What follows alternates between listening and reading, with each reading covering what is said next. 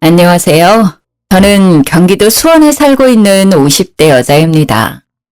2023년에는 모두에게 행복한 일들만 있으셨으면 좋겠습니다. 여러분들은 살아가면서 이렇게 항상 인사를 나누어도 사실은 삶의 무게가 가볍지만은 않다는 것을 너무도 잘 알고 계실 거라 생각해요. 저만 해도 매년 열심히 살아보자 행복한 일들이 올 거라고 상상하며 희망차게 살아왔지만 꼭 제 뜻대로만 사라지는 게 인생은 아니더라고요. 하지만 제 예상과 다른 일들로 인해 더 행복하고 더 감사하고 더 즐겁게 되는 순간들도 꽤 많았어요. 여러분들은 어떠신가요? 제 이야기에 공감이 되실지 반감이 되실지 잘 모르겠지만 인생사가 그렇다는 생각이 들어요. 여러분들에게 인생의 터닝포인트는 언제였나요? 저는 결혼을 전후로 삶이 180도 변하게 되었어요. 그래서 누가 물어보면 꼭 결혼이 나의 터닝포인트라고 이야기를 하곤 해요. 시댁을 만나고 겪게 되는 일들이 정말 놀라웠거든요.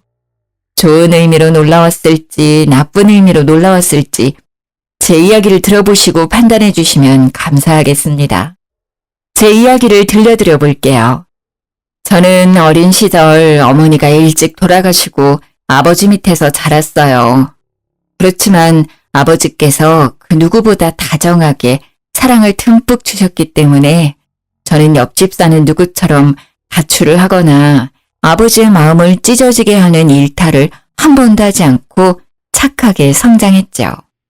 국민학교를 다니면서부터 중학교, 고등학교를 다니면서까지 주변 친구들의 머리를 만지며 예쁘게 해주는 것을 즐겨했고 친구들이 마음에 들어하며 저에게 칭찬을 해주는 게 학창시절의 제 낙이었어요.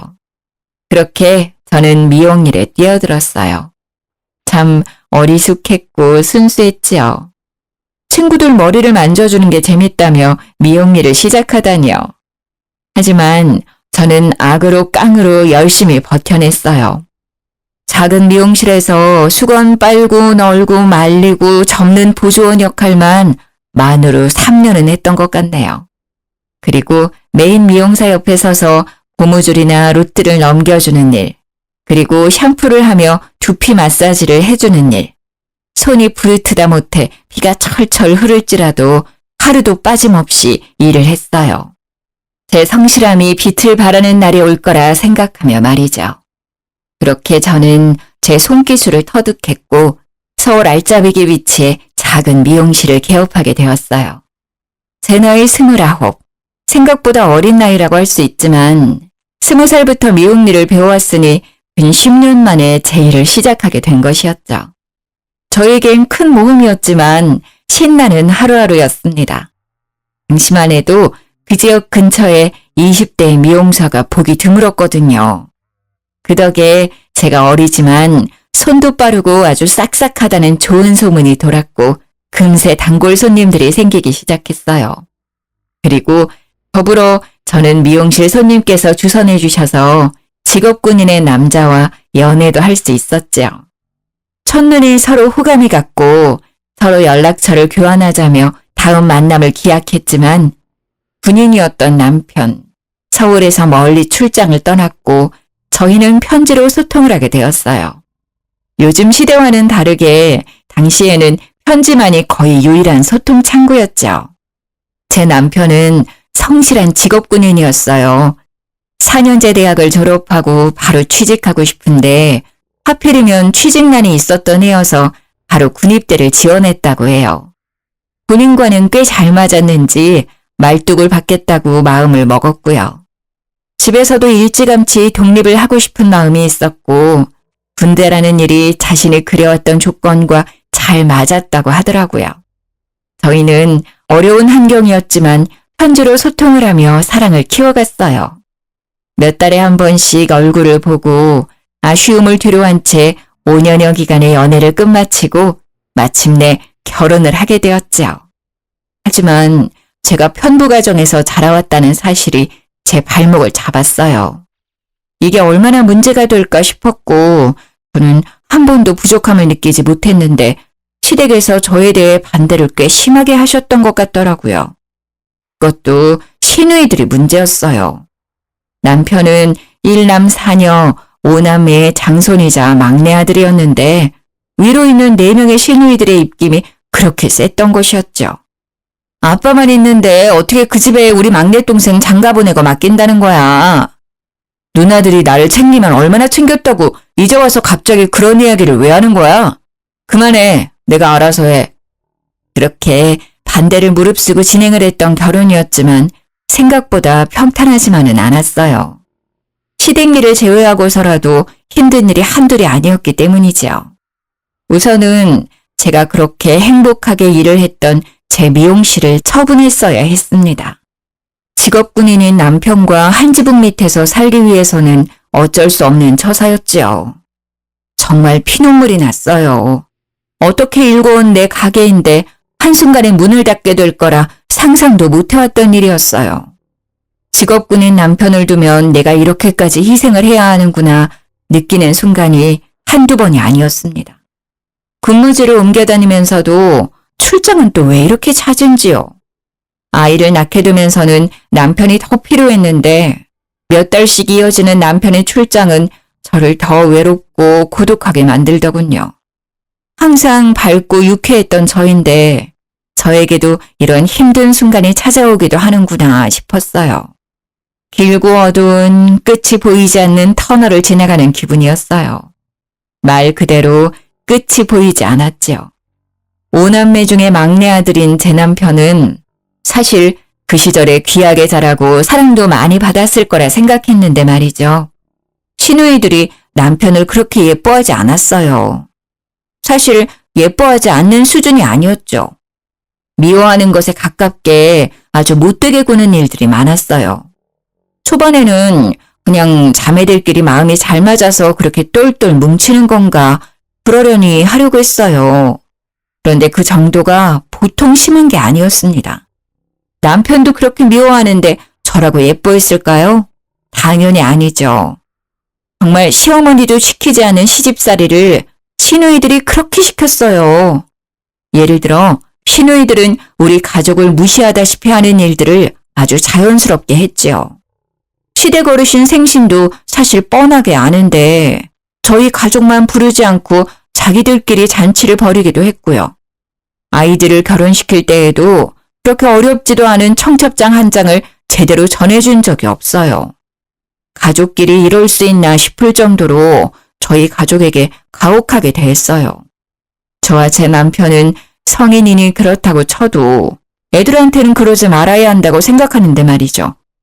생일이라고 선물 한 번, 학교 들어간다고 용돈 한 번 제대로 받았던 기억이 없어요.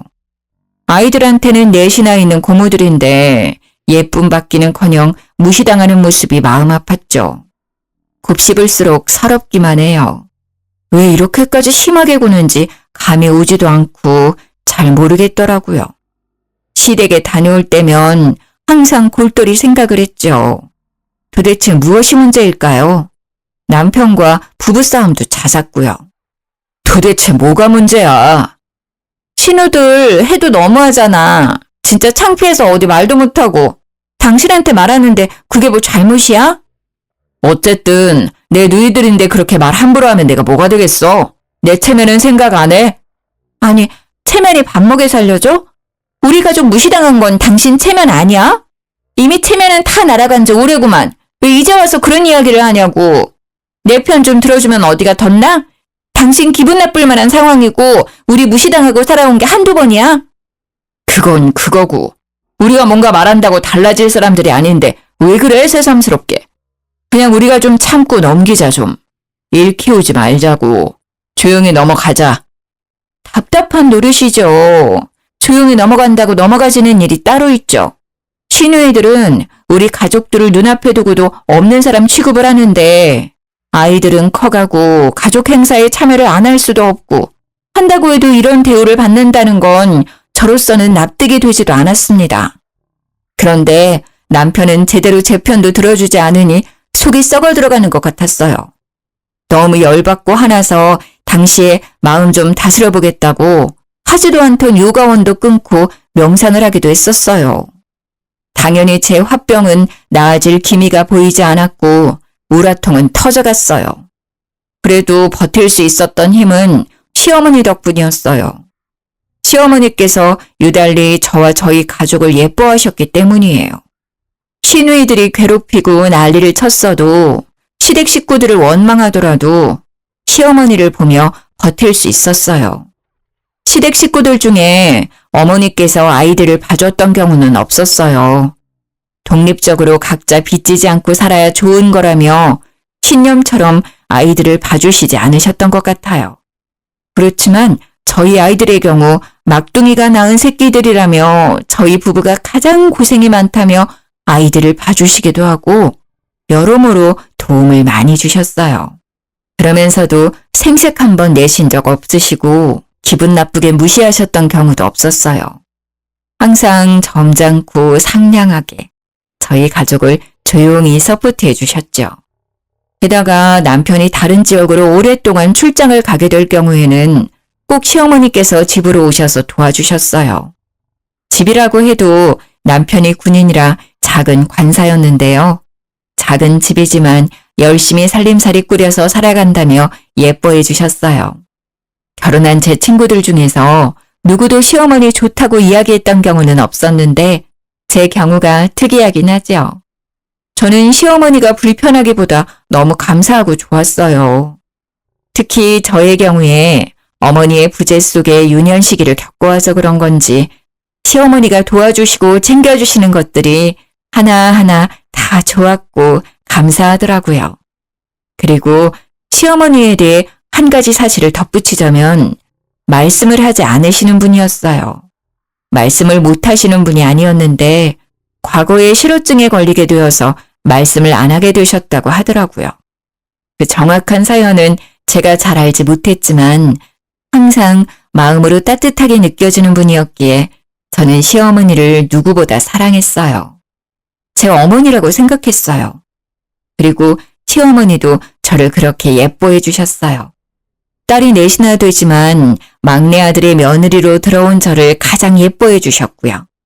별건 아닐 수 있지만 집안일로 시부모님을 뵙게 되면 꼭 저희 아이들 용돈은 빼놓지 않고 챙겨주셨고 가족들은 별로 안 좋아하지만 제가 시어머니 표 만두를 참 좋아했는데 시어머니가 꼭 두세 달에 한 번씩 손만두를 빚어서 저희 집으로만 붙여주셨어요. 식당에 가게 되어도 꼭 저를 옆에 두시고 식사를 하셨는데 시누이들 눈에는 이런 모습들이 괜히 더 눈꼴 시리게 느껴졌던 것 같기도 해요. 그리고 시댁의 형편은 꽤 괜찮아서 금전적으로 부족하거나 쪼들리고 힘든 경우는 거의 없었는데요. 공무원 박봉이라며 저희 남편 군인 봉급 짜다고 꼭 생활비로 보태라고 시어머니께서 남편 몰래 용돈을 쥐어주시기도 하는 경우도 많았어요. 아유, 어머니, 이렇게 안 챙겨주셔도 괜찮아요. 매번 받기만 해서 어떻게 해요. 죄송해요. 이런 소통은 거의 손짓발짓으로 하는데 눈치가 빠른 저는 어머니의 이야기를 특히나 잘 알아차려서 좋아하셨어요. 그리고 시어머니는 제가 어머님 머리를 직접 해드리는 것을 좋아하셨어요. 염색을 하지 않으신 건강한 백발의 머리였는데 염색은 원치 않으셔서 주로 파마를 해드렸는데요. 꼬불꼬불하게 파마를 해드리는 것이 저의 역할이었어요. 파마가 잘 나오든 나오지 않든 항상 마음에 들어하시고 파마를 마치고 나서 세팅을 해드리면 꼭 머리를 연신 만지작 거리시면서 소녀처럼 거울을 자주 들여다보시곤 했어요. 고맙다는 마음은 저를 꼭 안아주는 포옹으로 표현하셨고요. 어머님, 제가 20살 때부터 계속 머리는 말아왔는데 어머님처럼 머리가 예쁘게 잘 어울리시는 분은 본 적이 없어요. 그리고 흰 백발의 머리가 어쩜 이렇게 잘 어울리실 수가 있어요? 정말 너무 고우셔요, 우리 엄마. 그런데 상상도 못했던 폭풍 같은 일이 저희 가족에게 일어나게 되었어요. 어느 날 갑자기 어떤 노년의 여자분이 저희 시댁으로 찾아왔던 것이 사건의 발단이었죠. 문 열어! 문 열라고! 여기 사람 있는 거 다 알고 찾아왔다 이 말이야! 열어서 노인네 다 죽는다. 지금 안 열면 나 진짜 쓰러진다. 사람 좀 내주고 죽기 전에 문 열어. 아니, 아침부터 이게 무슨 소란이냐? 어떤 놈이야, 이거? 아이고, 늙어서 모르시나? 기억을 못하는 척 하시는 건가? 나 아시잖소? 나예요. 나 꽃분이. 꽃분이 기억 못하시나? 본인을 꽃분이라고 소개하는 노인분이 시댁을 찾아왔다고 했어요. 그러고는 다짜고짜 내 아들 내놓으라고 고래고래 소리를 지르며 난리를 쳤다는 거예요. 정말 동네가 떠나가라 소리를 지르며 창피란 창피는 다 줬던 거죠. 시아버지가 상황 설명을 해주시는데 무슨 말도 안 되는 드라마인가 싶었어요. 버젓이 시어머니가 계시는 집에 들이닥쳐서 아들을 내놓아라? 집을 잘못 찾아온 게 아닐까 싶었는데 그건 제 생각이었고요. 사실 얽히고 설켜있는 사연이 있었더라고요. 본처였던 시어머니께서 아들을 낳지 못하고 딸을 넷이나 낳았는데 시댁 할머니와 할아버지의 고집이 더해진 의논 끝에 첩을 들여서 아들을 낳게 했던 상황이었더군요. 귀하게 어렵게 첩을 통해 얻은 아들 자식이 제 남편인 것이었더라고요. 서로 모르는 척 살 수 있게 하려고 돈을 꽤 많이 쥐어보냈는데 갑자기 그 돈이 떨어진 건지 노망이 난 건지 자기 아들을 되찾아오겠다며 시댁 어르신 댁에 들이닥쳤던 거였어요. 이 이야기는 시아버지를 통해 들었어요.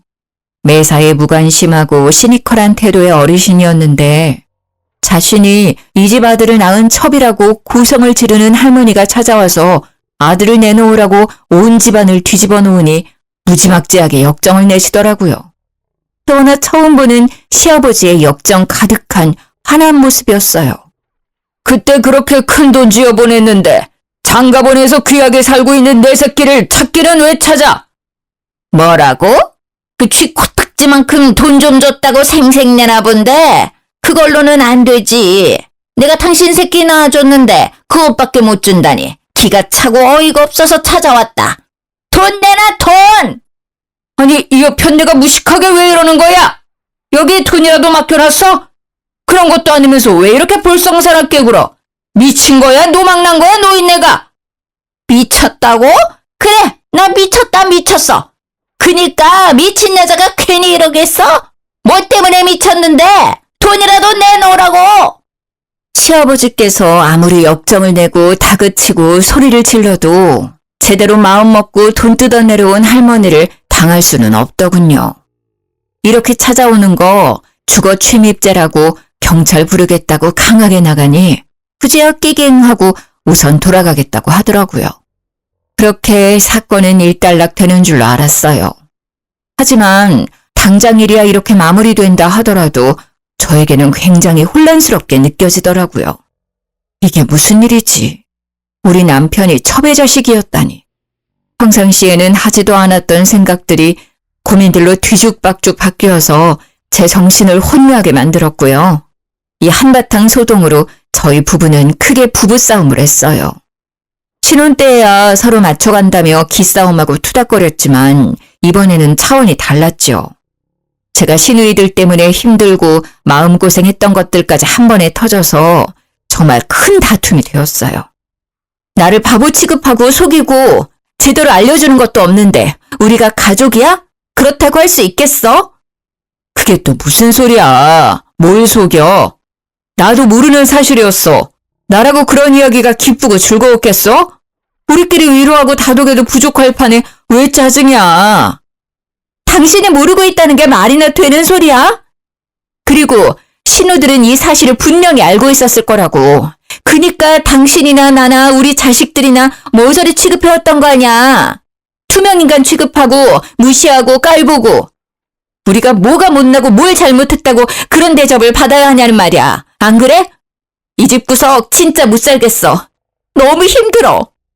저는 제 남편이 설마 이 사실을 모르고 있었을까 싶었어요.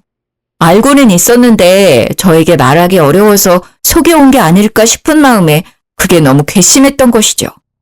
하지만 남편은 죽어도 몰랐다고 정말 본인이 더 억울하다며 얼굴을 붉히는데 거짓말은 아닌 것 같더라고요. 그래서 속는 셈 치고 남편을 믿어보려 했어요. 그리고 남편은 왜 이렇게 시누이들이 본인을 미워할까 고민이 많았었다고 해요. 어떤 이유도 없이 그저 미움을 받아와서 그냥 그러려니 살았다고 하더라고요. 자기 아내까지 이렇게 미워할 줄은 몰랐다면서요. 어린 시절 부모님이 간식을 사와도 부스러기 쪼가리를 주거나 주지 않는 경우가 많았고, 공부를 할 때도 저녁에 불을 켜고 공부하면 유난 떤다며 욕을 그렇게 들었다고 했어요. 게다가 어린 시절부터 꼭 그렇게 시누이들끼리 쿵짝짝이 잘 맞아서 본인을 왕따시키듯이 굴고 생일이라고 롤케이크라도 사주시면 한 조각도 받아먹지 못하고 생일 노래도 제대로 들어본 적이 없다고 했어요. 불쌍하더라고요. 남편에게 이런 과거가 있었다니. 왜 이야기를 하지 않고 이제와 이야기를 하냐고 나무랐더니 자신의 과오처럼 느껴져서 일부러 피하고 살았다고 하더군요. 어린 시절의 상처, 어떻게 보면 평생의 상처로 남기도 하는데 어린아이에게는 감당하기 힘들었을 경험들이 제가 모든 상황을 다 알고 듣지는 않았지만 참 안쓰럽더라고요. 아버지께서는 친아들이라 예뻐해 주시는 것이 그렇다 쳐도 어머니는 어떻게 당신을 예뻐하실 수 있었던 거냐고 물어봤어요. 남편 자기도 모르겠다고 하더군요. 자신이 미움받은 것은 시누이들이 막내 동생 시기 질투하는 것으로만 생각해왔다고 하더라고요. 그런데 하필이면 저희 부부가 시댁에 인사드리러 간 날 또 남편의 모친이 문을 쾅쾅 두드리며 돈을 요구하러 온 거예요. 문 안 열어! 내가 오늘은 꼭 돈 받고 갈 거야! 이런 더러운 인간들 돈도 안 주고 돈 내놔 돈! 동네 사람들 이 집구석이 아주 콩가루 집구석이에요. 동네 사람들 이거 다 하셔야 하는데 이 집 막내 아들이 사실은 내 새끼예요. 돈 내놓으라는데 귀한 아들 데려다 놨더니 돈도 안 주고 노인네들이 아주 노망났어요. 이 집 노인네들. 당혹스럽고 무서운 마음에 졸아서 아이들만 껴안고 있었네요. 시어머니를 바라보며 어떻게 하죠? 어떡하죠? 한숨 섞인 걱정만 이야기했어요. 제 모습을 보던 시어머니의 눈빛이 갑자기 바뀌었어요. 그러고는 현관문을 열고 노인분을 마주했죠. 실어증이 있으셨던 어머님이 무척이나 근엄하고 또랑또랑한 목소리로 호통을 치셨어요. 당신 새끼가 도대체 여기 어디 있다는 거예요? 그때 다 버린 자식 아니었어요? 같이 키우자고 손 내밀었을 때는 거들떠도 보지 않고 그렇게도 매정하게 떠나더니만 이제 와서 돈 떨어졌다고 자기 새끼 찾는 부모가 어디 자기 새끼 낳은 부모라고 할 수 있겠어요? 알고 보니 시어머니께서도 시어머니의 어머니, 즉 시할머니와 의논을 하고 합의하에 아들을 낳기 위해 첩을 들이셨던 상황이었는데 그 첩이라는 사람이 알고 보니 완전 망나니 같은 사람이었고 따로 집을 내어줄 테니 아들을 키우라고도 부탁을 했었는데 자기는 남정네들 없이는 못 산다며 아들만 키우고는 살 수 없다고 발목 잡히기 싫다며 돈을 받고 떠났던 상황이었어요. 저희 시어머니라고 아주 신나고 달갑게만 이 상황을 받아들이신 건 아니었죠. 아들이 없어서 받게 되는 끝이 나지 않는 구박과 시댁살이에 지쳐서 첩을 들이자는 것에 찬성을 했던 것이었죠. 그런 시어머니가 참 가엾게 느껴졌어요. 첩이라는 노년의 여자분과 실랑이를 했어요. 어떻게 말씀을 하셨어요? 어머니, 정말 너무 대단하세요. 전 무서워서 벌벌 떨기만 했잖아요. 너희들, 혹시 어떻게라도 할까 해서 그랬던 거지. 얘야, 나는 아직도 말을 하는 것이 서툴고 어렵구나. 어머니는 지금도 말이 잘 안 나오고 얼어붙고 설명하고 말을 하는 게 머리가 쭈뼛 서는 일이라고 하셨어요. 하지만 그 노인이 자식들을 해코지라도 할 수 있겠다는 생각에 강하게 말씀하셨다고 하더라고요. 사실 시어머니도 정말 무섭고 떨리는 상황이었을 텐데 실어증을 기적적으로 극복하시면서까지 저희를 보호해 주셨다는 게 정말 감동이었어요. 이후로 그 노인분은 찾아오지 않으셨어요. 아마 시아버지께서 따로 불러서 해결을 보신 것 같더라고요. 돈을 그렇게 많이 요구를 했다고 하더군요. 예전에는 조용히 뒤에서 돈을 받아갔던 상황이었는데 해도 너무하다 싶어서 아버님께서 그만하라고 말씀을 드렸다가 이 사달이 난 거였고요. 아들을 자기 자식처럼 생각을 했더라면 아들한테 미안해서라도 저렇게 행동은 못할 것 같은데 말이죠.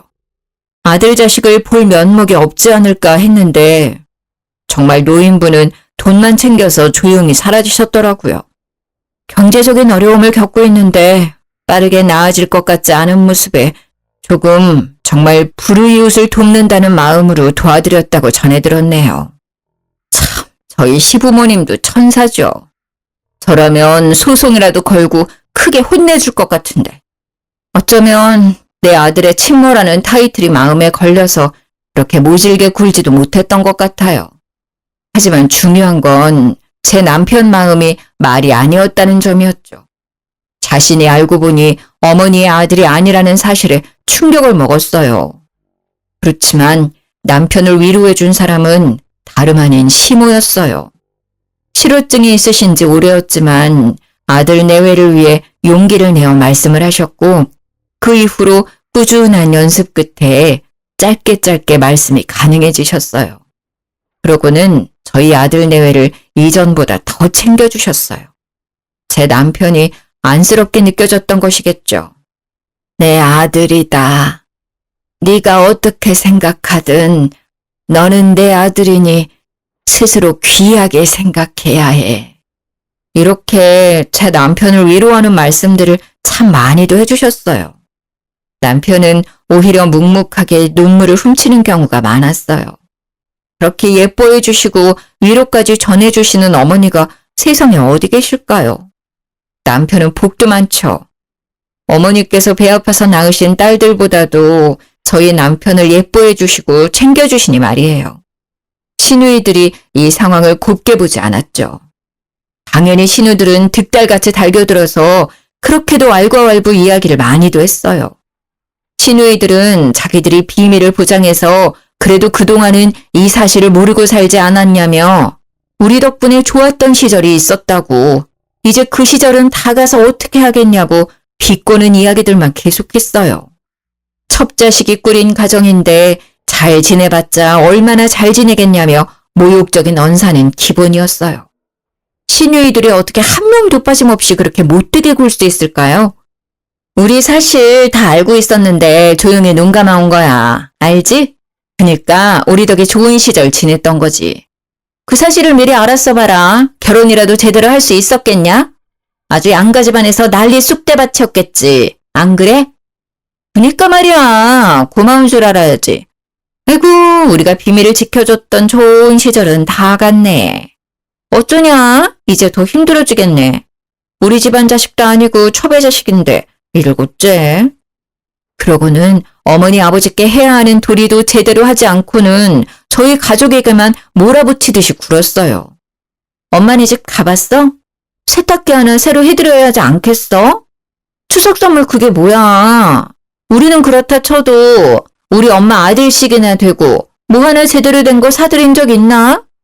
생각 좀 해라. 너무하지 않냐? 엄마 아빠한테 맨날 받기만 하는 것도 부끄러운 줄 알아야지.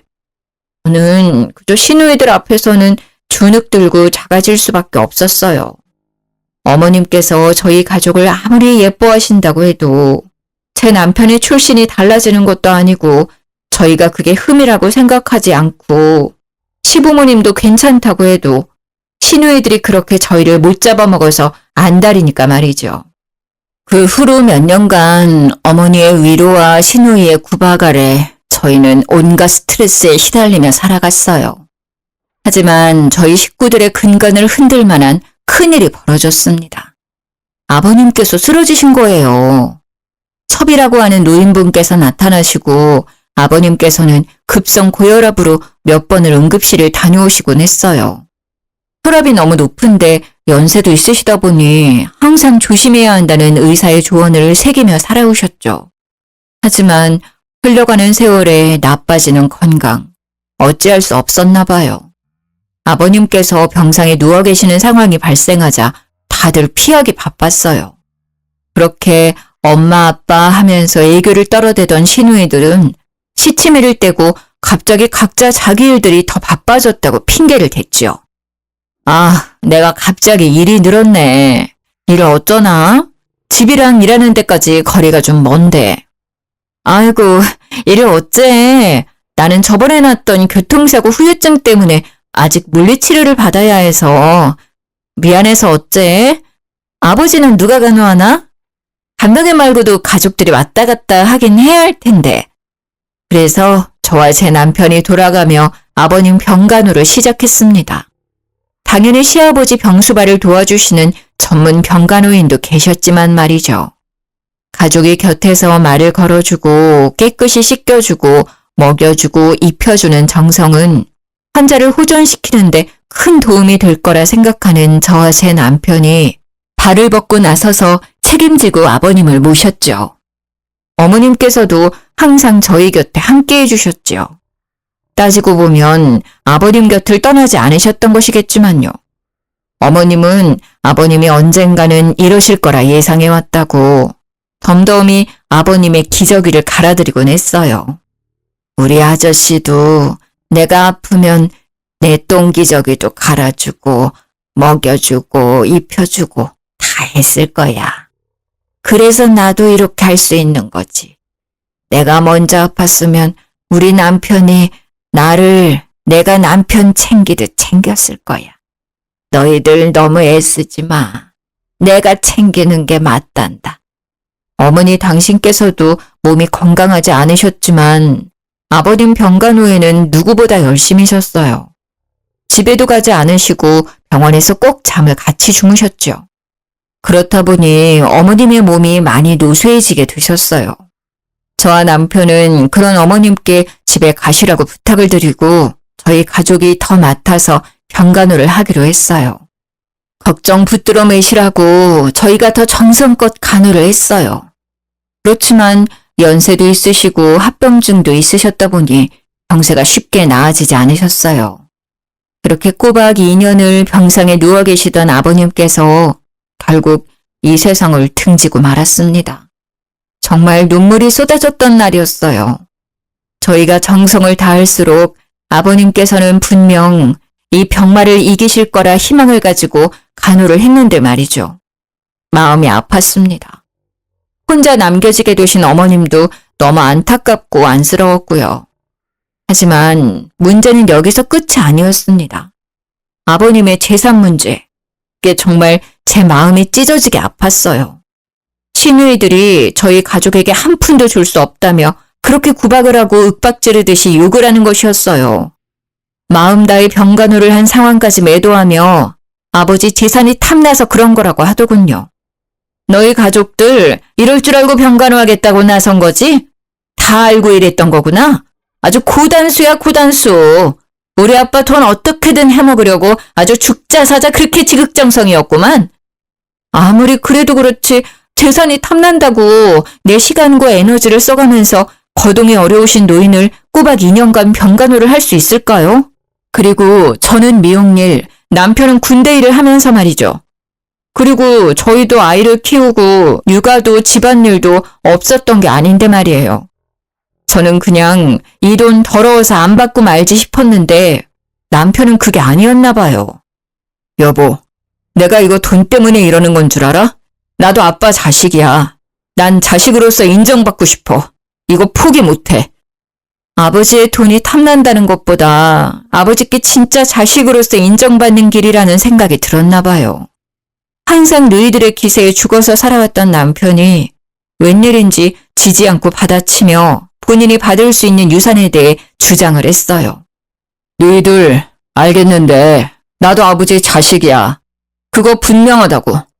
그래, 다들 잘나신 거 알겠는데 아버지 아프셨을 때 누가 아버지 병수발했어? 제대로 와서 아버지 화장실 가시는 거라도 도와준 적 있어? 휠체어라도 끌어서 외출 도와드린 적 있냐는 이 말이야. 아무것도 안 한 누이들이랑 곁에서 임종까지 시키면서 눈물로 병간호한 나랑 누가 더 자식 노릇했다고 생각해? 아니, 머리에 피도 안 마른 놈이 어디서 대들긴 대들어. 너희 줄 돈 없어. 여기 사인해. 사인해야 깔끔해지는 거야. 이렇게까지 말 안 하려 했는데 첩의 자식이라 상종 안 하려다 그래도 동생 대접 좀 해줬더니 기어오르네. 우리 아버지는 우리 위에 자산을 남기신 거지 첩의 자식까지 챙기시려고 자산 남기신 건 아니라고 본다. 너도 동의하지 않니? 아니, 난 동의 못해요.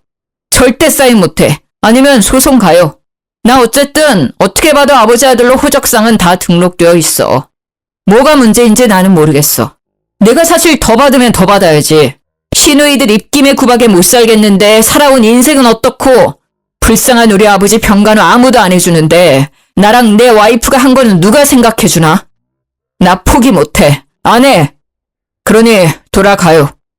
그렇게 제 남편은 강하게 자신의 자식으로서의 역할과 도리를 들어 자식으로 인정받기 위해 가진 노력을 했어요. 시누이들은 끝까지 상속 포기각서를 들이밀며 사인하라고 깡패라도 불러야겠냐며 난리를 피워댔고요. 어떻게 해서든 남편을 구워 삶으려 했지만 결국 저희 남편은 그 각서에 사인하지 않고 소송으로 넘어가게 되었어요. 가족끼리 이렇게 재판장에 서게 된 상황은 마음이 무겁고 좋지 않았지만 남편이 원하는 바는 분명히 이룰 수 있었어요. 상속. 정확히 5명의 자녀 중에 1명 몫에 해당되는 재산을 받게 되었죠. 게다가 법적으로 남편에 대해 정확히 인정을 하는 모양이 되었으니 이제 더 이상 시누이들이 첩의 자식이라고 욕을 하는 일도 줄어들었네요. 남편이 첩자식이니 뭐니 욕지거리 계속하면 정말 소송 걸어버린다고 했는데 저희 남편이 한다면 하는 사람이라는 것을 알게 되었기 때문이죠. 어머님께서는 아버님께서 돌아가시고 한동안 무척 힘들어하셨어요. 마음도 공허해하셨고 챙기는 사람이 한순간 사라진다는 그 허전한 마음을 저희가 감히 헤아릴 수는 없겠지만 말이죠. 시모는 아버님께서 돌아가신 이후 점차 말수가 적어졌고 결국엔 실어증이 재발하게 되었어요. 어떻게든 치료해보려 노력을 했지만 어머님은 마음의 문을 굳게 닫으셨던 것 같아요. 아버님의 부재라는 것이 어머님께서는 정말 세상이 무너지는 것만 같으셨을 거예요. 하지만 저희 가족과 어머님의 사이는 돈독해졌어요. 말씀을 하지 않으시는 어머님이라고 해도 사랑하는 제 어머니는 맞기 때문이죠. 항상 어머니같이 살갑게 안아주시고 반겨주시고 저희 애들도 아껴주시는 유일한 혈육, 어머님이시니까요. 제가 뒤돌아서 생각해봐도 어머니 마음이 참 이해가 되더라고요. 지금 내가 의지하고 살아가는 남편이 아프고 시름시름 앓고 약해지다가 죽게 된다는 상황을 상상만 해도 눈물이 나는데 직접 이를 겪으신 어머님께서는 오죽하시겠어요? 많은 고생을 하셨던 우리 어머니. 그렇게 아버님이 돌아가신 지 1년도 되지 않아 어머님께서도 유명을 달리하시게 되었어요. 제 삶에서 가장 많이 울었던 날이었죠. 어머님께서 이 세상을 떠난 날, 저는 어머니의 얇은 손목을 붙잡고 그렇게 아이처럼 엉엉 울었습니다. 어머니, 제발 가지 마세요. 이제 더 행복하게 살아야 하지 않겠어요? 그렇게 흐느끼며 어머님을 끝까지 놓을 수가 없었네요. 신우들도 어머님, 아버님 두 분이 이렇게 허망하게 돌아가시니 머리를 어디 한 대 맞은 것처럼 조금은 달라지긴 하더라고요. 저희 가족이 얼마나 애쓰면서 두 분께 잘했는지, 그 두 분도 저희를 얼마나 아껴주셨는지를 알았으니 말이죠. 어머님께서는 특히나 저희 애들을 예뻐하셨죠. 그래서 항상 감사한 마음이었고요. 어머님께서 돌아가시고 유품을 정리하고 어머님 재산도 정리를 하게 되었는데 어머님께서 저희 애들 이름으로 들어두신 꽤 많은 주식이 있었다는 것을 알게 되었어요. 그래서 감사하게도 그 주식이 아이들 밑으로 들어가게 되었고 저희는 아이들 대학 학비 걱정은 덜어낼 수 있었어요.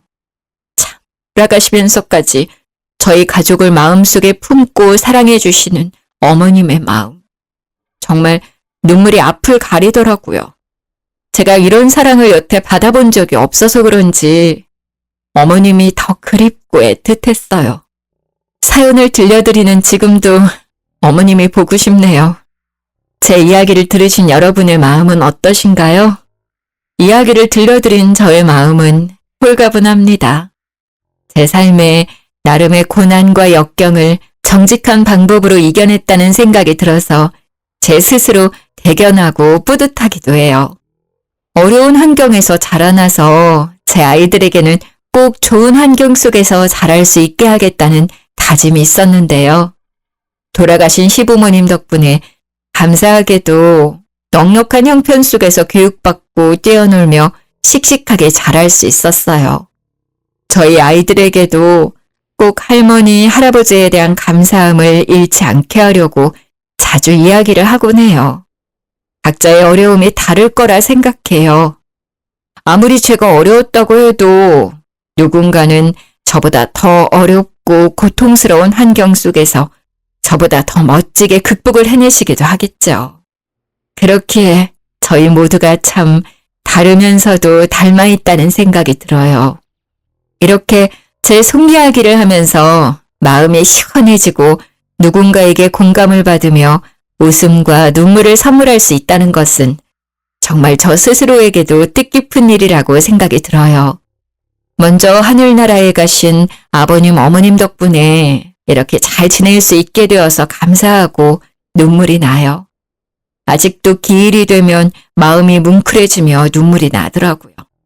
제가 죽는 날까지 어머님, 아버님 그리워하며 그리고 예뻐해 주신 저희 자식들 잘 키우려 해요. 모두들 제 이야기 들어주셔서 감사합니다. 항상 행복하세요. 안녕하세요.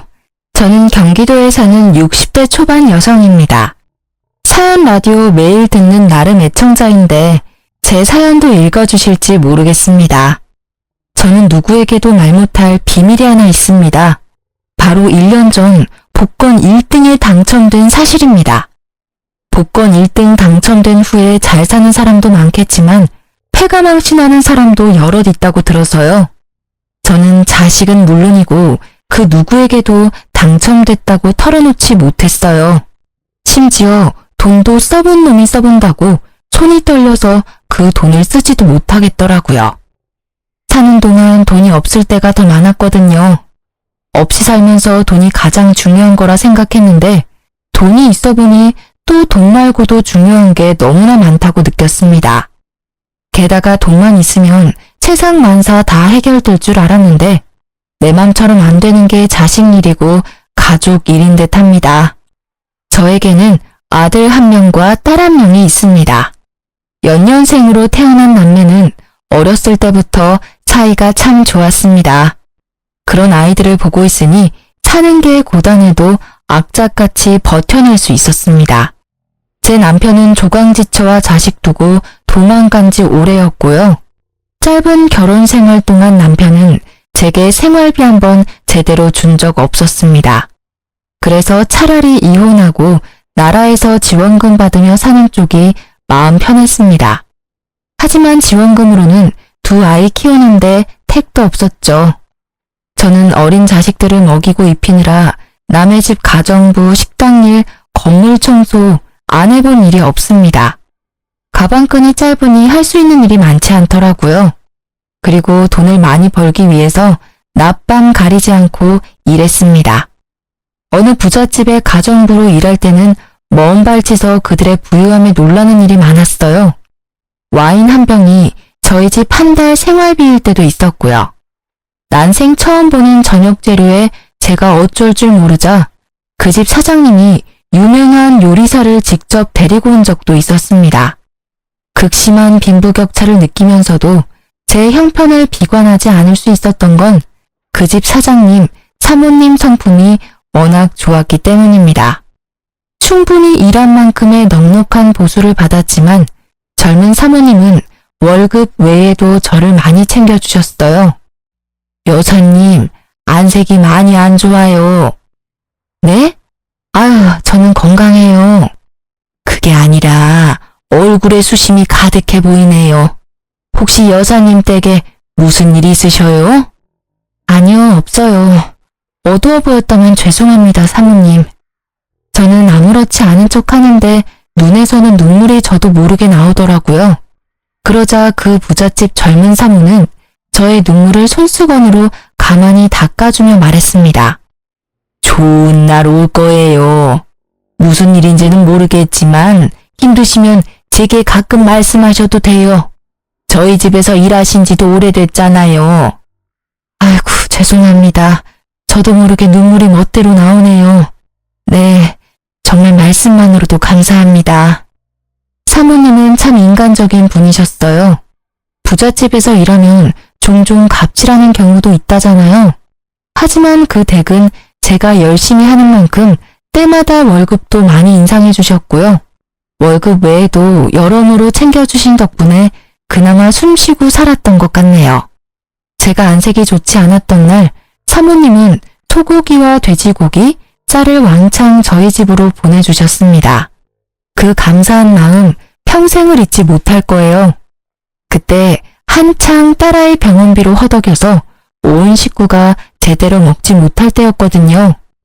온종일 가정부 일을 하고 새벽에 또 투잡으로 일을 했었는데 손에 남는 건 없고 아이들은 배를 골아서 엄청 힘들었거든요.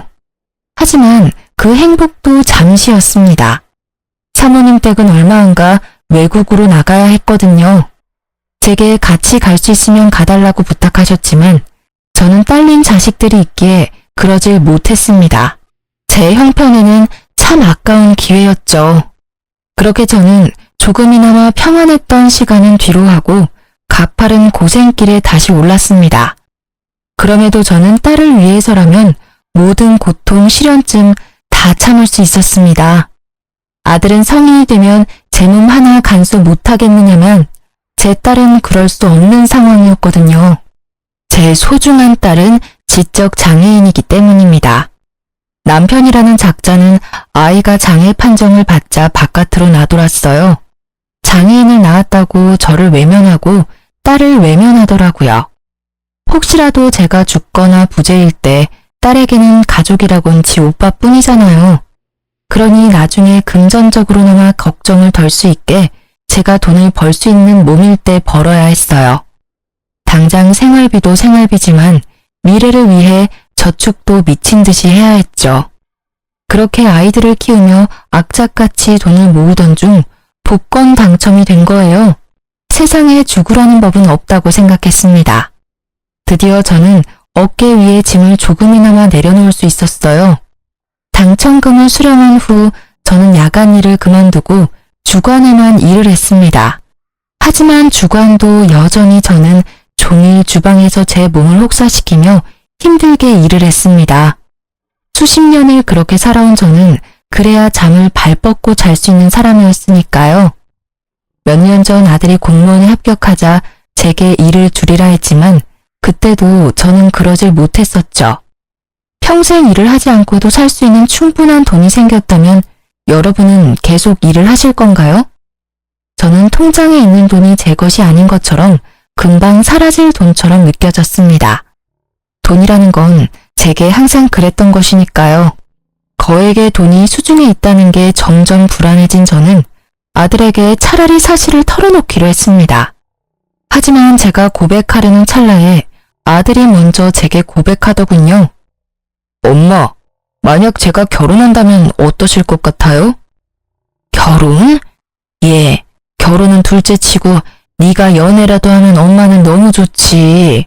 알바하면서 공무원 시험 준비하느라 젊은 시절 다 가버리고 또 합격해서는 일이 바빠서 연애도 제대로 못했잖니. 안 그래도 엄마가 너한테 할 말이 있는데 이제는 엄마랑 지영이 걱정은 하지 말고 너 하고 싶은 대로 자유롭게 살아. 갑자기 불안하게 왜 그런 말을 해요? 엄마, 나쁜 생각하는 거 아니지? 뭔 나쁜 생각. 아유 이놈아, 그런 거 아니야. 그게 사실은 엄마가 말이야. 엄마, 저 사실 내년에 여자친구랑 결혼하기로 약속했어요. 뭐? 누구랑 뭘 한다고? 결혼이라니. 지환이 너 여자친구가 있었어? 네, 빨리 말씀 못 드려서 죄송해요. 동창회에서 만난 중학교 친구랑 2년쯤 연애했어요. 프로포즈는 저번 주에 했고 엄마가 따로 신경 쓰실 건 없어요. 결혼 비용도 제가 모은 돈으로 할 거니까요. 아니, 갑자기 결혼이라니? 그리고 너는 엄마한테 결혼한다는 얘기를 뭘 그렇게 상사한테 보고하듯 딱딱하게 말하니? 죄송해요. 엄마는 매일 고생하는데 난 여유롭게 연애한다는 말이 차마 입에서 안 떨어지더라고요. 아유, 아니 이놈아, 도대체 뭐가 죄송스러워? 난 우리 아들이 평생 연애도 안 하고 장가도 안 갈까봐 얼마나 속으로 알았는데. 그동안 고생 많았다. 잘생긴 우리 아들. 고생 많이 한 내 장남. 잘 컸네. 다 컸어. 장하다.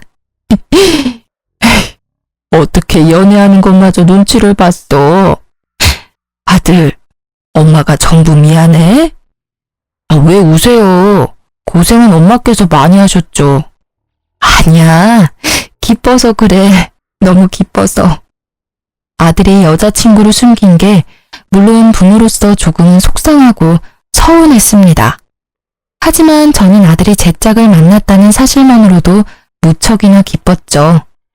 하지만 그 기쁨도 잠시 저는 가슴이 무너져 내리는 경험을 했습니다. 엄마, 상견례 때 입으실 옷은 제가 마련해 드릴게요.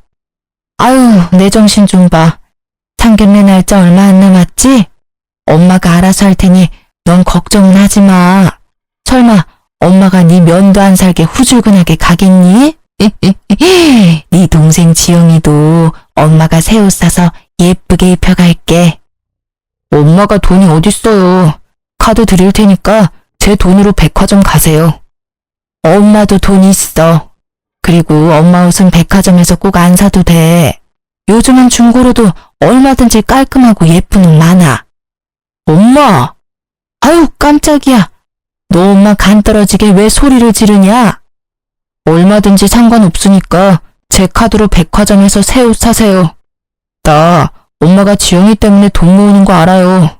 근데 제발 아낄 때 아끼고 쓸 때는 좀 쓰세요. 아이고, 알았다. 그만하네. 좋은 날 앞두고 화내는 거 아니다. 너 속상한 거는 알겠는데 자꾸 소리 지르지 마. 지영이도 놀래. 오빠랑 엄마 무서워. 지영이 무서워. 싸우지 마. 아니야, 지영아. 오빠가 속상한 일이 있어서 그래. 엄마가 아이스크림 줄게. 방에 가서 먹고 있어. 거짓말. 아들이 소리를 지르자 딸아이는 흥분하며 제자리에서 빙글빙글 돌았습니다. 그 모습을 보고 아들은 평소답지 않게 크게 한숨을 쉬더군요. 아, 엄마는 얘 이러는 꼴 보시면서도 어떻게 상견례에 데리고 갈 생각을 하세요? 어? 안 그래도 지영이 데리고 갈지 말지 저 많이 고민하고 있었는데요. 도저히 안 되겠어요. 제 하는 것 좀 보세요. 아니, 지환아. 네 동생 아무리 정신이 온전치 못한다 해도 간단한 외식 정도는 할 수 있어. 지금도 네가 평소랑 다르게 갑자기 소리 지르니까 놀래서 그런 거지. 평소에 얼마나 얌전하고 차분하니 그건 너도 잘 알면서. 제 결혼이잖아요. 제가 싫다고요. 알았다. 지환아, 네 뜻 알겠어. 엄마, 여자친구 집에서도 얘 아픈 거 알아요. 근데 귀로 말 전해 듣는 거랑 눈으로 직접 보는 건 다른 거잖아. 결혼하고 난 뒤에 서로 인사해도 충분해요. 괜히 저런 멍청한 모습, 자극적인 모습 보였다가 나 결혼 못하면 어떡해요? 엄마도 아들 장가 가는 거 기쁘시다면서요. 근데 만약이라도 지영이 쟤 때문에 나 식장에 들어가기도 전에 결혼 파토나면 어쩌냐고요. 야, 김지영, 내가 왜 너 때문에 그런 불행을 겪어야 하는데 또 내가 희생해야 돼? 나 살면서 이미 충분히 겪었어. 어? 나 진짜 엄마랑 나 생각한다면 제발 하루라도 좀 조용히 있어. 아들이 딸을 붙잡고 움직이지 못하게 하자 딸은 울음을 터뜨렸습니다. 저는 상견례에 딸을 데리고 가지 말자는 아들의 말을 잠자코 따르려고 했는데 아들은 혹시라도 제가 고집을 부릴까 싶었는지 처음 보는 낯선 모습으로 화를 내더라고요. 지환이 너 지금 뭐 하는 짓이야? 저는 그런 아들의 행동에 참지 못하고 뺨을 올려붙이고 말았습니다. 왜 날 때려요? 엄마가 뭔데? 이놈아, 내가 네 마음 다 안다. 엄마니까 당연히 알아. 근데 난 지환이 네 엄마이기도 하지만 내 딸 지영이 엄마이기도 해. 이유도 모르고 너한테 혼나고 갓난애처럼 우는 것밖에 못하는 내 딸. 그런 내 딸 대신해서 내가 너 때린 거야. 상견례? 상견례는 충분히 우리 둘이 갈 수 있는 일이야. 그렇게 해도 돼. 근데 너 꼭 이렇게 못되게 굴어야 했니? 너가 이렇게 안 하면 엄마가 허락을 안 해줄까 봐 그랬어? 아무런 대답 없이 아들은 주저앉더라고요. 스스로 자신의 행동이 과했다는 걸 알았겠죠. 딸은 제가 아들의 뺨을 때리고 혼을 내자 저를 가로막으며 오빠를 감쌌습니다. 오빠, 때리지 마. 엄마, 지영이가 잘못했어. 아들은 그런 딸의 모습을 보며 오열하더군요. 잘못했어요, 엄마. 잘못했어, 지영아. 딸은 또 오빠 운다고 따라 울면서 아들 눈물을 닦아주더라고요. 아들은 동생의 손을 잡고 미안하다고 연신 반복했습니다. 저는 왜 하필 내 딸이냐고, 왜 내 딸을 아프게 했냐고 신을 원망한 적도 많습니다. 그리고 제게 주어진 시간이 턱없이 모자란 것도 너무 억울했어요. 제가 죽고 난 뒤 혼자 남겨질 딸이 너무 걱정됐거든요. 아들에게 모든 짐을 떠넘기고 갈 생각은 아니었지만 막상 아들이 딸에게 그러니 너무 서운했습니다. 그렇게 온 가족이 한바탕 울고 결국 상견례에는 다 같이 나갔습니다. 처음엔 아들 말대로 단 둘이 상견례에 나가고 싶었습니다. 막상 저도 상견례 때 딸이 무슨 돌발 행동을 할지 모르니 조금 불안했거든요. 하지만 예비 며느리가 아들에게 꼭 여동생을 데리고 오라고 했다더군요. 참 감사한 일이었죠. 서은 씨, 안 그래도 상견례를 어떻게 해야 하나 고민하고 있었는데 먼저 우리 지영이 데려오라 말해줘서 고마워요. 어머님, 말씀 편하게 하세요. 이제 저희 결혼하면 다 한 가족이잖아요. 그리고 당연히 지영 씨도 상견례에 참석하는 게 맞죠. 예비 며느리는 무척이나 싹싹했고 저와 제 딸에게 살갑게 다가왔습니다. 예비 사돈 내외는 그저 고생 많으셨다는 말로 저를 따뜻하게 위로해 주셨습니다. 화기애애한 분위기 속에서 상견례는 별일 없이 그렇게 마무리가 됐습니다. 무엇보다 제 딸은 평소보다 더 얌전하게 상견례 자리를 잘 버텨내 주었죠. 그렇게 순조롭게 아들의 결혼 준비가 잘 되는 줄로만 알았습니다. 예비 안사돈의 연락이 오기 전까지는요. 결혼식을 앞두고 따로 만나자는 갑작스런 안사돈의 연락에 저는 일하다 말고 나갔죠. 예비 사돈어른, 그동안 잘 지내셨어요? 아유, 죄송해요. 제가 일하다 바로 오느라 좀 행색이 그렇네요. 예비 안사돈의 눈빛은 상견례 때와 묘하게 달라져 있었습니다. 처음엔 잔뜩 구겨진 그 표정 때문에 단번에 그 얼굴을 알아보지 못할 정도였어요. 상견례 때는 그래도 이 정도는 아니었던 것 같은데 어떻게 사돈과 약속 자리에 그렇게 꾀지지하게 나옵니까? 아까 전화로 하도 급한 일이시라고 하셔서 제가 집에 들리지도 않고 바로 와서 그래요. 아, 얘기는 들었어요. 온갖 잡일 다 한다고요? 네? 지금 뭐라고 하셨습니까? 저는 당황하다 뭔가 심상치 않은 분위기에 몰래 휴대폰을 열어 녹음을 시작했죠. 카페 테이블에 앉지도 못하고 서 있는 제게 예비 사돈은 속사포로 따지더군요. 아니, 집이 잘 사는 것도 아니고 고작 내밀 거라곤 아들 공무원인 것 뿐이잖아요. 장애인 딸까지 있으면서 사람이 왜 그렇게 뻔뻔해요? 나라면 미안해서 고개 못 들어요. 긴 말 않고 본론만 말합니다. 아픈 여동생 있는 남자랑 결혼하는 여자 세상이 얼마나 될 것 같습니까? 심성 고운 내 딸이니까 결혼해주는 거죠. 효심 깊은 내 딸, 내가 반대하면 이 결혼하지도 않아요. 알겠어요? 다짜고짜 무슨 말이에요. 정말 말씀이 심하시네요. 사돈어른 아니지? 여보세요. 지금 이게 무슨 예의 없는 경우예요? 뒤에서 나 불러서 이렇게 따질 거면 애들 결혼 허락 왜 하셨습니까? 상견례 인사 나눌 때나 진작 이런 모습 보이지 그러셨어요. 예비 안사돈이 거침없이 내뱉는 말들에 저는 그만 깜짝 놀랐습니다. 교양도 없고 예의도 없고 상견례 때와는 180도 다른 사람이더군요. 게다가 본인 입으로 검소하다던 예비사돈은 아니 그 여자는 온몸을 명품으로 휘감고 절 만나러 왔더군요. 저도 예전에 부잣집에서 일해봤다고 명품 브랜드 몇 개쯤은 알고 있었거든요. 딱 보아하니 제가 기죽는 모습을 보고 싶어하는 눈치였습니다. 사돈어른, 내가 없는 말 지어냈어요? 팩트잖아요. 어디 잘난 거 없는 집안 주제에 큰 소리야? 아들 결혼시키기 싫어요? 자존심 부리지 마세요. 그렇게 평생 악착같이 살아서 모은 재산 얼마나 돼요? 딸 요양병원 보낼 돈은 있어요? 자요. 그만 썩내고 이거나 열어봐요. 저는 화가 나고 황당했지만 일단 그 여자가 내민 봉투를 확인해봤어요. 덜덜 떨리는 손으로 그 여자가 내민 봉투를 열었더니 돈뭉치와 각서가 있더군요. 그 각서에 사인하면은 내가 봉투에 든 500만 원은 그냥 줄게요. 갚지 않아도 된다고요. 그 대신 내 딸 주변에서 사라지세요. 그거 당신 아들이랑 연 끊고 살라는 각서예요. 깔끔하게 사인하고 당신은 딱 결혼식까지만 엄마 역할 하면 돼요. 어렵지 않죠? 겨우 500만 원으로 뭐가 어째? 네가 사람이야? 내가 이 하찮고 더러운 돈을 받을 것 같아? 그건 또 모르죠. 일주일 시간 줄게요.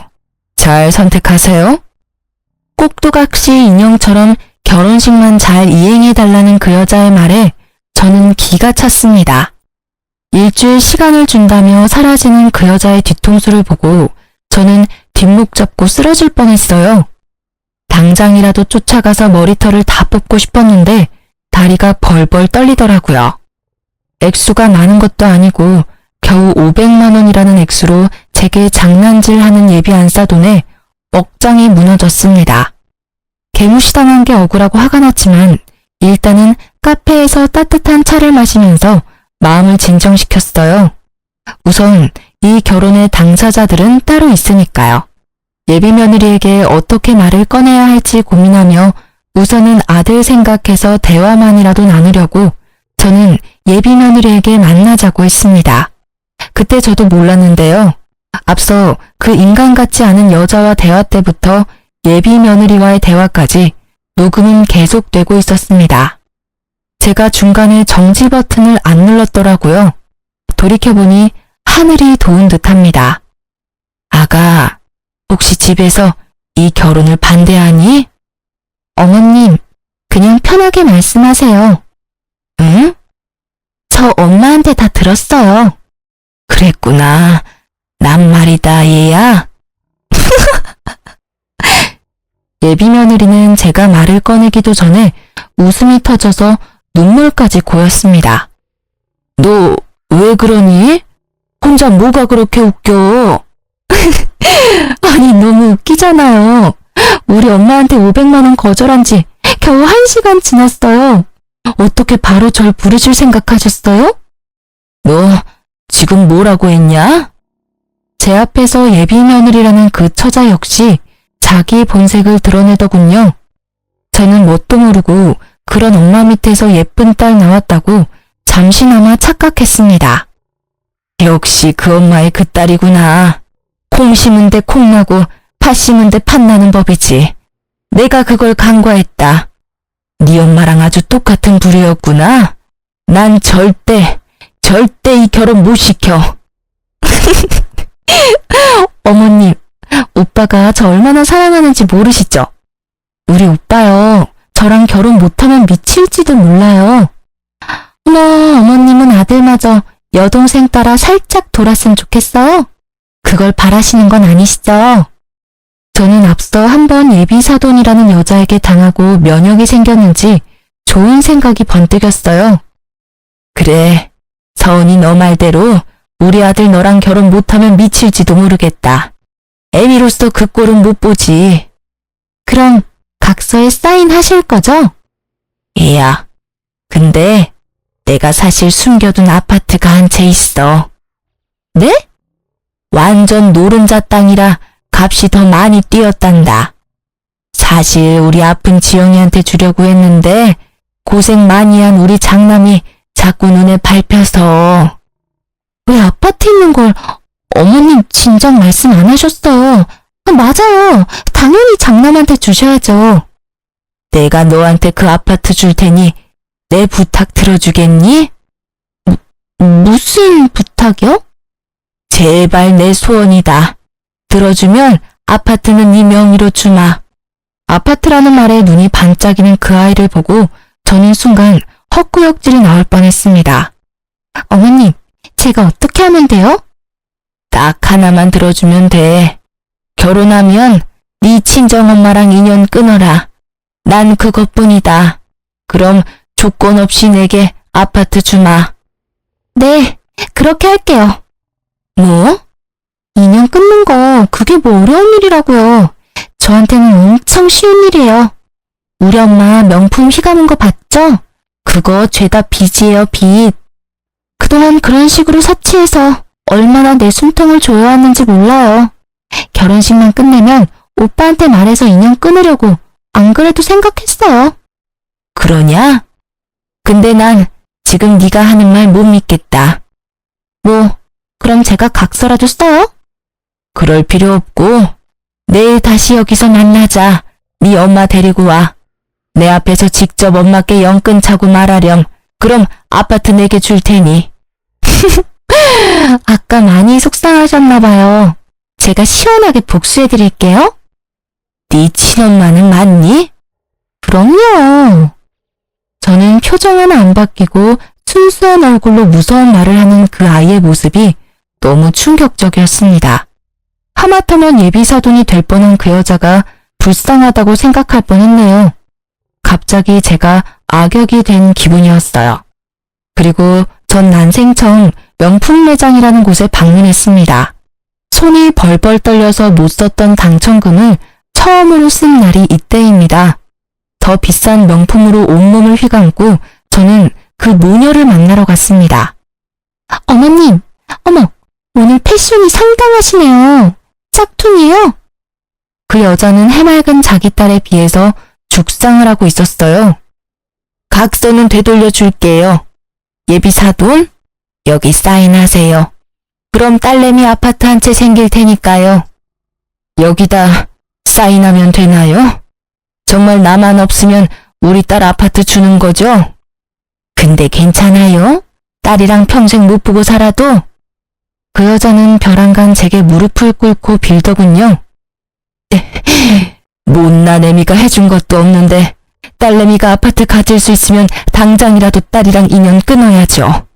사돈어른, 그 많은 돈이 갑자기 어디서 났는지 제가 그 사정은 모르지만 딱 봐도 머리부터 발끝까지 몇 천은 돼 보이네요. 내가 그래도 명품은 좀 볼 줄 알아요.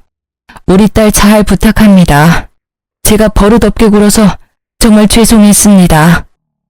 헐, 몇 천이라고요? 짝퉁이 아니었어요? 어머님, 숨겨두신 재산이 많으신가 봐요. 저를 혐오했던 그 여자와 그 딸의 눈빛은 어느새 부드럽게 바뀌어 있더군요. 정말 역겨웠습니다. 결국 그 여자는 바들바들 온몸을 떨며 다신 딸을 안 본다는 각서에 지장을 기었고 찍더라고요. 그러자 그 딸이라는 애는 신나서 짧은 비명을 지르더라고요. 제대로 찍었어? 아싸! 나도 이제 아파트 생긴 거야? 신난다. 아주 그 엄마의 그 딸이라고? 어머님, 방금 저희 엄마랑 연 끊었으니까 이제 같은 취급은 하지 말아주세요. 그동안 예의 없었던 거 정말 죄송합니다. 보시다시피 이런 엄마 밑에서 자라서 제가 좀 많이 모자라요. 앞으로 어머님이 엄마처럼 많이 가르쳐 주세요. 처음부터 500만 원에 뭐 어쩌고 줬제? 살다 이런 꼴을 내가 다 보네. 당신 어디 겨우 500으로 어디 모자지간을 끊으려 해? 되려 당해보니 기분이 어때? 역 같지? 내 기분이 딱 그랬어. 그리고 너 아무리 내가 그런 제안을 했어도 아파트 한 채에 낳아주고 키워준 엄마를 버려? 어머님, 왜 저한테 화내세요? 저도 어머님이 원하셔서 어쩔 수 없이 무녀지간 인연 끄는 거잖아요.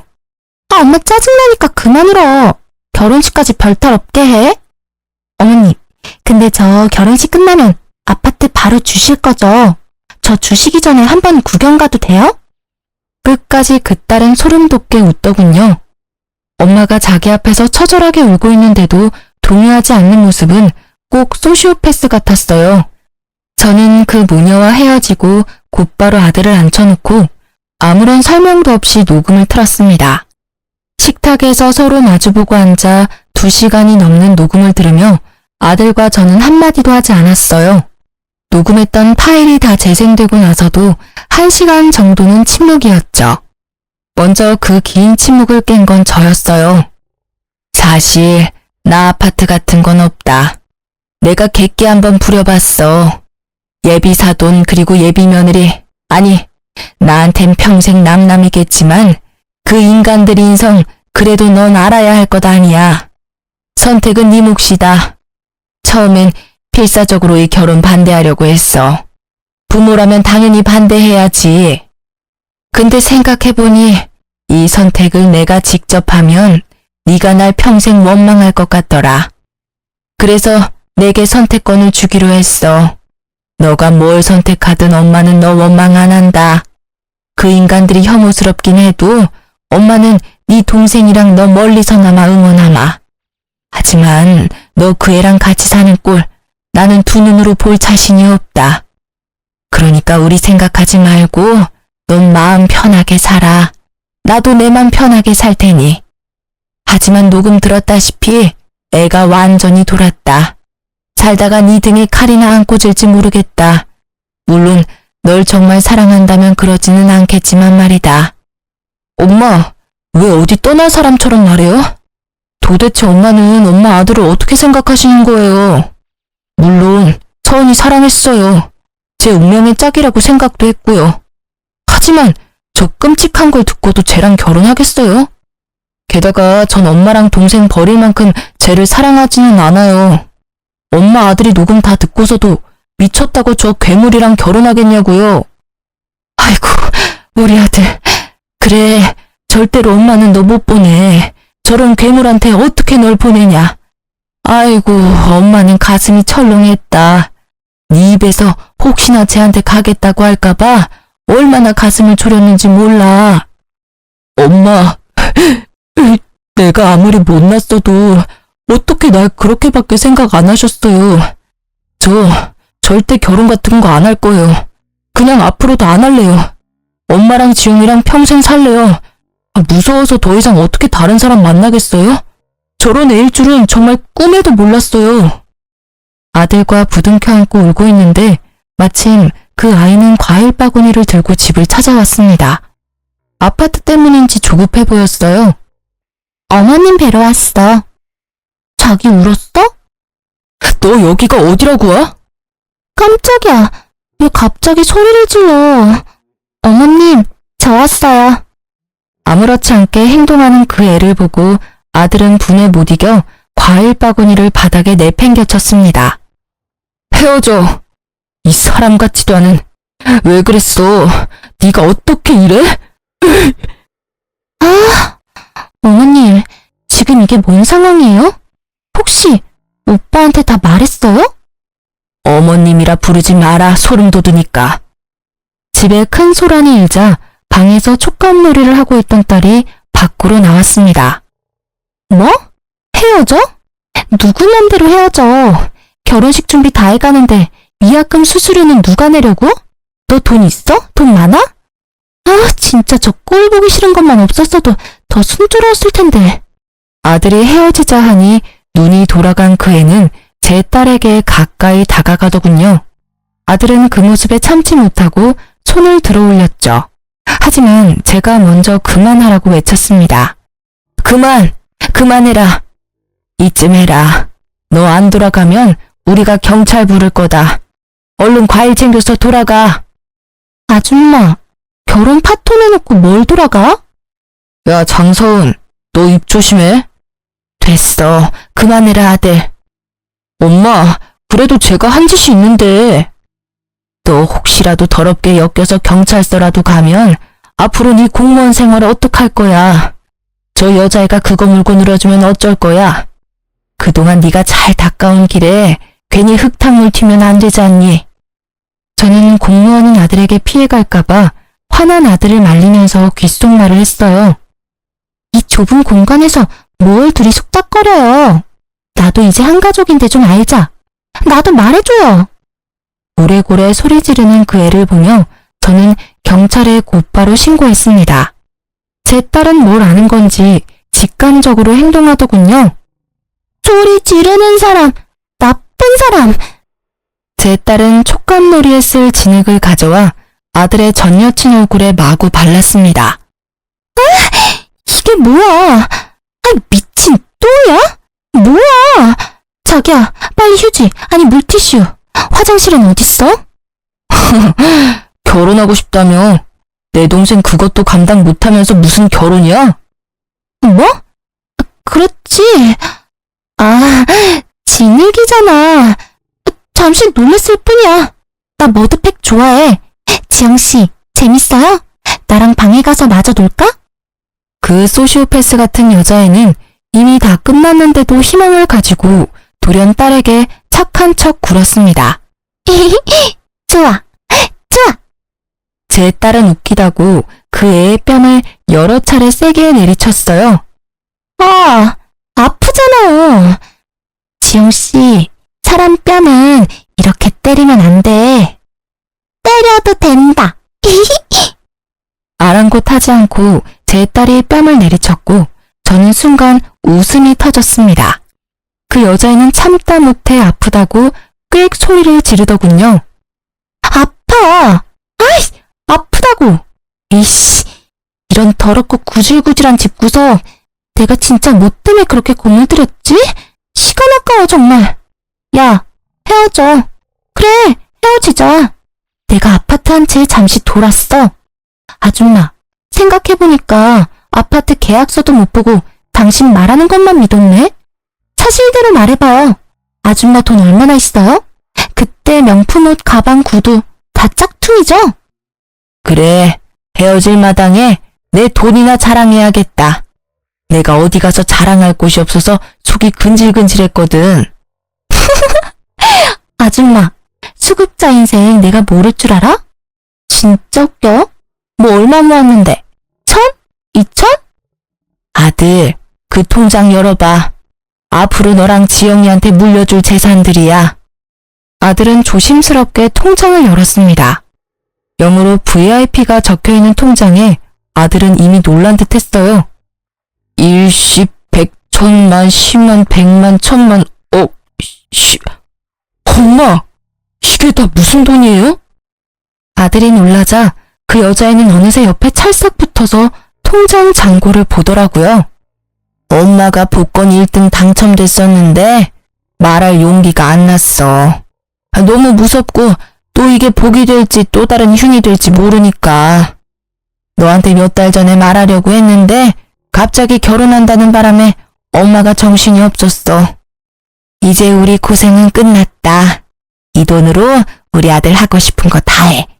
엄마가 그동안 못해줬던 것들 다 해줄게. 어안이 벙벙한 아들과 달리 그 여자애는 바닥에 바짝 엎드리더군요. 어머니, 제발 오빠랑 결혼시켜주세요. 제 마음은 변함없어요. 저 오빠 진짜 사랑해요, 네? 아까는 좀 속상해서 말이 삐뚤게 나온 거예요. 어머님, 제가 진짜 잘못했습니다. 저 한 번만 믿고 봐주세요. 제가 진짜 오빠한테 내조 잘할게요. 지영이도 친동생처럼 잘 보살필게요. 얘야, 이제 정말 그만해라. 네 연기 보기 이제 지긋지긋하고 신물나. 게다가 너 낳아준 엄마도 필요 없다고 버렸잖니. 모녀지간 인연 끊는다는 각서에 그렇게 쉽게 지장 찍은 너한테 내가 뭘 믿고 내 아들 딸을 맡기니? 앞으로 시간은 많지 않다. 네 엄마한테 사죄하고 똑바로 인생 살아. 네 엄마도 널 잘못 키웠다지만 그래도 너 위해서 너랑 연 끊는다 한 거 보면 영 쓰레기는 아닌 것 같더라. 물론 나한테는 변함없는 쓰레기지만 말이다. 저는 결혼시켜달라 애원하는 그 여자애를 보며 택도 없다고 내쫓으려 했습니다. 하지만 악으로 깡으로 버티더라고요. 어머님, 저 이대로 못 나가요. 결혼 허락해 주실 때까지 저 여기서 한 발자국도 못 움직여요. 너 정말 자존심이라고는 없니? 난 너 정말 무섭다. 경찰 부르기 전에 갈 테냐? 집에서 네 엄마 기다리고 계시겠다. 얼른 너네 집으로 돌아가. 야, 내가 미쳤다고 너랑 결혼하겠어? 나 결혼 절대 안 해. 앞으로 결혼 같은 거 꿈도 안 꿀 거야. 근데 말야, 너도 앞으로 결혼할 생각하지 마. 내가 가만히 있을 것 같아? 네 만행들 내가 다 소문낼 거야. 월급 30%는 시댁에 줘야 한다고 그렇게 짓거릴 때부터 어디 돌았다 싶었지. 그때 끝났어야 했는데. 그 여자애는 미친 듯이 저희 집 살림살이를 부수더군요. 저는 그냥 경찰이 올 때까지 하고 싶은 대로 부수라고 그 애를 가만히 뒀습니다. 그걸로라도 경찰에 한번 신고를 해놔야 다음에 저희 근처에 얼씬도 못하겠지 싶었거든요. 아들은 알고 보니 아픈 여동생을 위해서 따로 통장에 돈을 모으고 있었습니다. 월급의 30%를요. 너 월급은 너 거야. 네가 힘들게 번 돈 그동안 따로 모은 거냐? 엄마가 만약에 나중에 안 계시면 내가 지영이 케어해야 하니까 그만큼 돈 있어야 할 거 아니야. 물론 엄마가 돈 모으는 것도 알았지만 그걸로는 역부족일 것 같아서. 아들의 결혼 조건은 딱 하나. 결혼하고도 월급의 30%를 아픈 여동생에게 주는 거였습니다. 그래서 죽자고 그 모녀가 제 착한 아들에게서 가족을 떼놓으려 했던 겁니다. 돈도 있겠다. 저는 가볍게 넘어가지 않고 변호사까지 고용해서 그에게 물을 수 있는 죄라는 죄는 다 물었습니다. 불쌍한 척 비는데 악어의 눈물인 거 뻔히 알겠더군요. 합의는 물론 안 했습니다. 비교적 가벼운 벌금 내고 끝났지만 제가 그 미친 애에게 곧바로 사람을 붙였어요. 혹시나 저희 집에 대한 앙심을 품고 해코지라도 하려 들까봐 당분간 예의주시하려고요. 근데 사람을 붙여서 한 가지 또 놀라운 사실을 알게 됐어요. 간호조무사였던 그 아이는 결혼 준비하며 일을 잠시 쉬고 있었습니다. 그런데 현재는 밤마다 술집에서 나오는 걸 보고 흥신소 직원이 알아보니 술집에서 일한다고 하네요. 원래부터 그런 애였던 건지 결혼 파토나고 타락한 건지는 알 수 없지만 나중에 또 어디 엄한 남자 꼬셔서 결혼 장사 하려 들 것 같더군요. 아들은 복권 당첨된 걸 왜 진작 말 안 했냐는 말도 없었습니다. 어디에 그 돈 쓰자는 돈 욕심도 부리지 않더군요. 아들이 전 여친 쫓아내고 처음 정신 차리고 한 말은요. 엄마, 정말 대단하다. 앞으로 우리 지영이 아파도 돈 걱정은 없겠다 우리. 아무리 내가 돈 번다지만 구급 공무원 월급 쥐꼬리만 한데 엄청 걱정했거든요. 진짜 다행이다. 아들은 끝까지 지 동생 걱정만 했어요. 지금은 아들, 딸과 셋이서 경치 좋은 신축 아파트로 이사했습니다. 그 망나니 같은 아들의 전 여친이 집 주소를 알고 있는 것도 찜찜했고 워낙 오래 살았던 주택이라 이사는 해야 했거든요. 나이도 많이 들었고 언제 죽을지 모르는데 저도 아파트에 꼭 살아보고 싶었어요. 기왕이면 좋은 아파트에서 호강 누리고 싶어서 조금 욕심을 부렸네요. 아들은 여전히 착실하게 공무원으로 열심히 나라를 위해 근무하고 있습니다. 연애고 결혼이고 안 한다던 아들이요. 글쎄 같은 공무원 여자친구랑 연애 잘하고 있더라고요. 제 아들 이제 사람 보는 눈 좀 키웠을라나요? 저는 일을 그만두고 딸아이가 다니는 장애시설에 봉사활동을 하고 있습니다. 우리 딸도 아픈 곳 없이 잘 지내고 있습니다.